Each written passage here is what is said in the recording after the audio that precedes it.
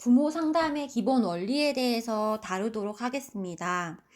제가 이거를 보려고 책을 보니까 2차 평가 2020년 2020년 2020년 평가원 2021년 올해 그러니까 올해 평가원의 면접 문제에서 다뤄졌던 거구나 하고 느꼈어요.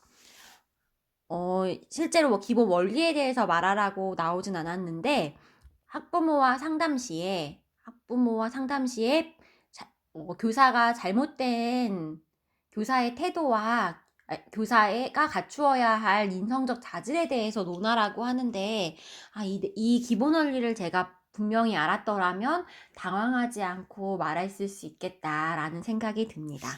부모 상담의 기본 원리는 제가 또 부모를 앞으로 대할 때 또 누구와 상담을 하거나 이야기를 나눌 때에도 기본적인 원리가 될 수 있어서 상식으로 알아두면 정말 좋을 것 같아요. 이제 이거는 유아 인성교육을 위한 교사용 부모 상담 가이드북이라고 하는 교육과학기술부에서 2012년도에 교육과학기술부에 문서를 이제 바탕으로 하고 있습니다. 유아 인성교육을 위한 교사용 부모 상담 가이드북.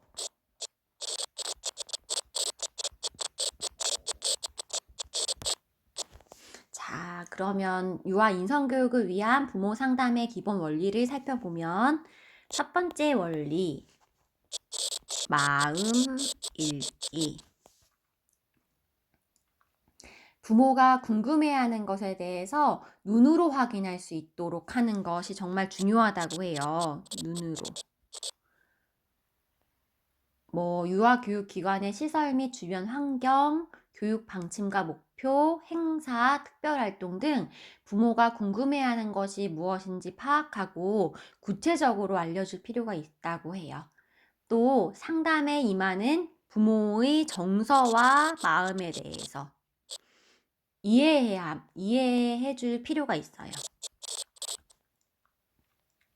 부모는 유아의 기관 적응, 또래 관계, 발달 상태, 문제 행동 등을 교사와 상의하기를 원하며 이에 대한 정확한 정보와 문제 행동에 대한 해결책을 기대하면서 상담에 임합니다. 따라서 부모는 자녀에 대한 기대와 불안감을 또 가지고 담임교사에게 이러한 정서를 확인받고 싶은 심정, 또 자신의 생각이나 양육 태도, 자녀를 인정받고 싶은 마음, 그리고 담임교사의 전문성과 역량을 확인하고 싶은 마음으로 상담에 임합니다.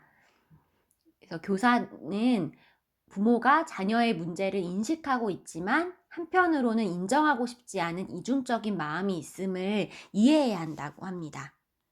그래서 마음을 읽어주는 큰 방법은 먼저 유아를 좀 칭찬하고 유아에 대해서 인정받고 자신의 불안감을 또 해소하고 싶어하는 마음을 좀 인정하고 기억하여서 유아에 대해서 먼저 칭찬하고, 그리고 유아에 대한 그렇지만 유아의 이런 부분에 대해서 걱정하고 고민이 있으시지요? 하고 접근하는 것이 좋겠다 하고 느껴집니다. 두 번째는 친밀감 형성하기. 이 원리는 친밀한 관계 정립을 위해서 교사의 편안한 마음과 성심껏 임하는 태도가 중요하다고 합니다. 교사와 부모는 동반자라는 인식과 함께 유아에 대한 이해와 소통을 활발히 할 수 있도록 여기서는 무조건 진실과 성심성의를 다하는 마음이 가장 중요한 것 같아요. 세 번째는 수용적 경청하기. 이건 마음일기랑 비슷한 것 같아요. 수용적으로 먼저 부모의 말을 경청보다 존중이구나. 존중. 먼저 부모의 말에 긍정적이고 수용적인 태도를 가져야 합니다. 서로 다른 생각을 가지고 있더라도 부드럽게 표현하는 것이 좋아요. 뭐 그렇군요. 그러실 수 있겠어요. 하고 인정해주고 긍정해주는 것. 네 번째 원리는 적극적으로 경청하기. 긍정, 그렇군요. 이렇게, 그렇군요. 적극적인 경청은 부모의 언어적인 메시지뿐만 아니라 비언어적인 메시지까지 모두 듣고 부모의 기대와 욕구, 문제 상황 등을 명료하게 또 한 번 더 되짚어 줄 수 있는 것이 적극적 경청하기인 것 같아요.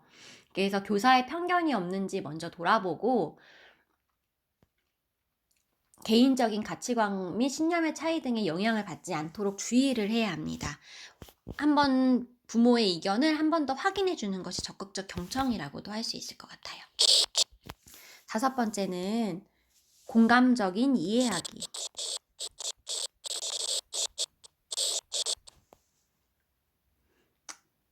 공감은 서로 깊은 마음을 나누고 친근함을 표현하는 가장 좋은 방법이기 때문에 부모의 감정과 기대, 요구가 무엇인지, 무엇을 말하려고 하는지에 대해서 생각해보고 공감한 내용을 부모에게 재전달할 경우에는 부모가 말한 내용의 핵심을 파악하여 짧고 정확하게 전달해 줄 필요가 있다고 합니다.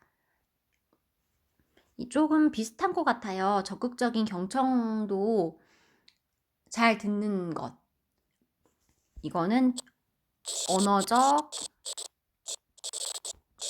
비언어적 요소를 다 잘 들어주는 것. 공감적인 이해는 정서를 반영해주고 거울이 되어주는 것일 것 같아요. 그리고 여섯 번째 원리는 유아의 발달 및 교육에 대해서 유아의 발달, 교육을 서로 이해하고 교류하는 것이 필요합니다.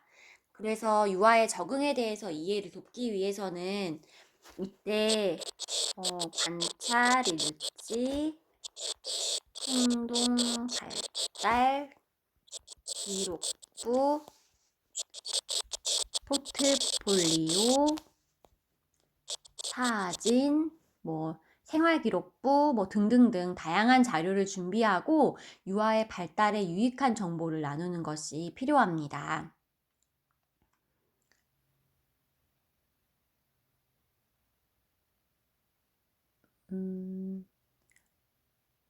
누리과정에서 강조하는 기본생활습관 인성과 관련된 덕목도 별도로 학습되는 것이 아니라 서로 연계되어서 내면화되는 것이기 때문에 교사와 부모가 서로 협력할 수 있도록 해야 합니다.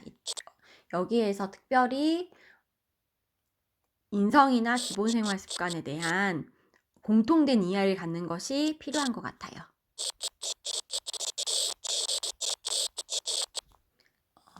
그리고 부모가 인성교육을 하기 위해서 알아두어야 할 점도 염두에 두는 것이 필요합니다. 즉, 긍정적인 생각, 감사하는 마음, 나누고 베푸는 경험들에 대한 연습, 부정적 정서를 긍정적 정서로 채워주는 노력, 사회적으로 바람직한 정서를 느끼고 따뜻한 감동과 기쁨을 갖는 기회와 경험에 대해 이야기를 나누어 주는 것. 이것이 유아의 발달 및 교육에 대해 이해하고 교류하는 방법입니다. 일곱 번째 원리는 효과적인 질문을 사용하는 것입니다. 가능하면 좀 개방적인 질문. 또 그래서 사용해서 부모가 좀 더 포괄적인 의견과 사고, 감정 및 관점을 이야기할 수 있도록 도와야 합니다. 직접적 질문보다는 간접적 질문이 더 상대방에게 편안함을 줄 수 있습니다. 그래서 누구 어머니 이거 좋아하세요? 하고 묻는 것보다는 어머님들이 이것을 좋아하시는 것 같아요. 라고 이렇게 이야기를 하면 부모도 나도 좋아해요. 라고 반응하기가 쉽다고 합니다. 그리고 두 가지를 동시에 하는 것이 아니라 한 가지 질문을 한 번에 하고 다음 질문으로 넘어가는 것이 좋습니다. 그리고 왜 라는 질문은 하지 않을 것. 이것은 질책을 당하는 느낌을 줄 수도 있기 때문에 피하는 것이 좋다고 합니다. 또 부모의 질문에 대해서 감정적이고 부모의 질문에 단정을 내리지 않고 결정적인 답변도 피하는 것이 좋다고 합니다. 또 교육 전문 용어도 사용하지 않는 것이 되도록 안 사용하는 것이 좋다고 합니다. 8번째 원리, 마지막 원리예요. 이 원리는 교사 및 부모의 협력적인 관계를 형성하는 것입니다. 그래서 바람직한 유아의 성장과 발달을 위해서 유아에게 어떤 문제가 발생했을 경우에 부모와 협력했을 때 교사는 유아에게 최대한 그리고 최적의 도움을 제공할 수 있음을 기억해야 합니다. 따라서 나름대로 최선을 다하는 부모의 노력과 애씀을 인정해주고 부모의 협조가 반드시 필요하다고 협조를 요청하고 그리고 정보를 제공하여 유아에게 도움이 될 수 있는 방법을 알려주고 부모의 도움이 요청 시에도 반드시 도움을 제공할 것임을 약속하고 인식하도록 하는 것이 중요합니다. 협력적인 관계를 형성하는 것.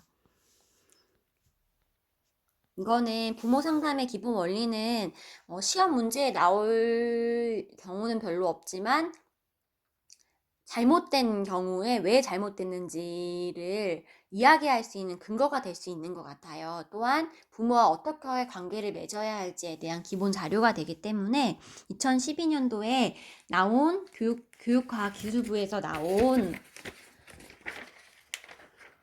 유아 인성교육을 위한 교사용 부모 상담 가이드북을 참조하여서 살펴보면 정말 좋을 것 같아요.